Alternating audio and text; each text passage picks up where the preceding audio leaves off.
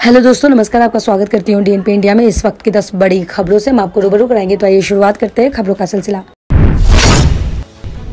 जम्मू कश्मीर में target killing रोकने के लिए सख्त और सटीक कदम उठाए जाएंगे। कश्मीरी घाटी से हिंदुओं को बाहर नहीं निकाला जाएगा। घाटी में ही उनकी सुरक्षा के पुख्ता इंतजाम किए जाएंगे। केंद्रीय गृह मंत्री अमित शाह की अध्यक्षता में शुक्रवार को हुई उच्च स्तरीय बैठक में इसके लिए तैयारी रणनीति पर विस्तार में चर्चा हुई। मुख्यमंत्री योगी आदित्यनाथ ने वीडियो कॉन्फ्रेंसिंग के जरिए प्रदेश के कानून व्यवस्था की समीक्षा की। कानपुर में हुई घटना की पुलिस कमिश्नर से ली जानकारी और दोषियों पर एफआईआर का आदेश दिया है। उन्होंने कहा है कि कानपुर की घटना में बिना किसी रियायत सुनिश्चित कठोर कार्रवाई करें। विदेश मंत्री ने पूरी दुनिया को सिर्फ अपने नजरिए से देखने के यूरोपीय देशों के रवैये को भी आड़े हाथों लिया है और कहा है कि भारत अपने हितों के मुताबिक ही आगे बढ़ेगा। जयशंकर अभी चेक जनगणना और स्लोवाकिया की यात्रा पर है। कांग्रेस हाईकमान से नाराज चल रहे आदमपुर के विधायक कुलदीप बिश्नोई राज्यसभा चुनाव में खेला करने की तैयारी में है। कुलदीप ने राज्यसभा चुनाव में स्वयं का वोट पार्टी के आदेश की बजाय स्वयं ही अंतर आत्मा की आवाज पर देने की बात कही है। साथ ही उन्होंने बाकी विधायकों से भी कहा है कि वो भी अपनी अंतर आत्मा की आवाज पर राज्यसभा चुनाव में अपनी वोट डालें। सुप्रीम कोर्ट ने कहा है कि आर्य समाज को विवाह प्रमाण पत्र जारी करने का अधिकार नहीं है और इसी के साथ उसने नाबालिग लड़की के अपहरण और दुष्कर्म के एक आरोपित की जमानत याचिका खारिज कर दी है।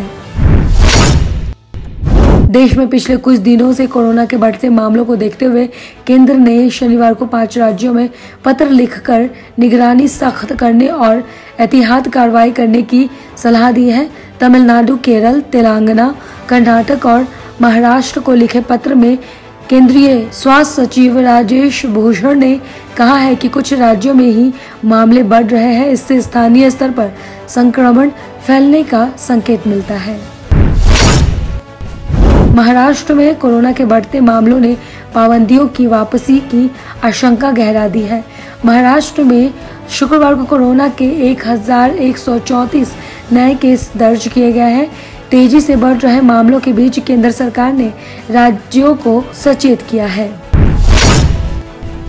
पड़ोसी मुल्कों के साथ जरूरतमंद देशों के विकास के मदद के लिए आजादी के अमृत महोत्सव कार्यक्रम के दौरान नया प्लेटफॉर्म लॉन्च होने जा रहा है।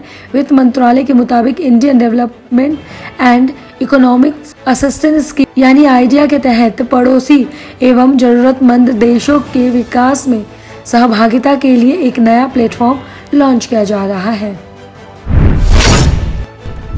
मॉनसून बंगाल की खाड़ी के रास्ते पूर्वोत्तर भारत में दाखिल हो गया है और आगामी 2 दिनों में असम और मेघालय में भारी बारिश की संभावना है। आईएमडी के मुताबिक 4 दिन पहले बंगाल में मानसून ने दस्तक दे दी है।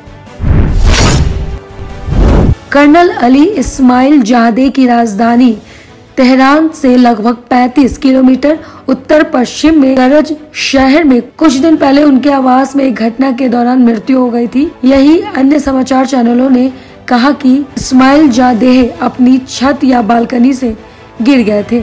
खबरों की और जानकारी के लिए देखते रहिए डीएनपी इंडिया। तब तक के लिए नमस्कार।